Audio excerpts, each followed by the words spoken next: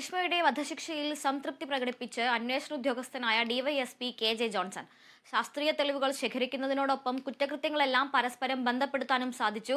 ഇത് പഴുതടച്ചുള്ള കൂട്ടായ അന്വേഷണത്തിന്റെ വിജയമാണ്. കൊലപാതകത്തിന് മുൻപും ശേഷവും ഗ്രീഷ്മ അന്വേഷണത്തെ വഴിതിരിച്ചുവിടാൻ ശ്രമിച്ചെന്നും അദ്ദേഹം പറഞ്ഞു.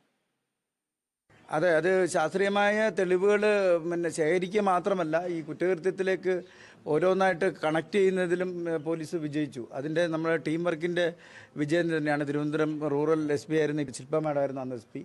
അതുപോലെ തന്നെ അന്വേഷണ സംഘത്തിലുണ്ടായിരുന്ന പോലീസുകാർ, സൈബർ പോലീസുകാർ, ഇവരെല്ലാം തന്നെ രാത്രി പകൽ എന്ന പോലെ ജോലി ചെയ്തിട്ടാണ് ഇതിനുള്ള എല്ലാവിധ തെളിവുകളും നമ്മൾ കൊണ്ടുവന്നത്. ഈ ജ്യൂസ് ചലഞ്ച് എന്ന് പറയുന്നത് നമ്മൾ ആ വീഡിയോൻ്റെ പുറകെ പോയി അതിൻ്റെ അന്വേഷണ ഘട്ടമായിട്ട് ബന്ധപ്പെട്ടിട്ട് ജ്യൂസ് കൊടുത്ത ആ കടയിലുള്ള ഒരു പ്രായമുള്ള ആളായിരുന്നു. അയാളെ നമ്മൾ സാക്ഷിയാക്കിയിരുന്നു.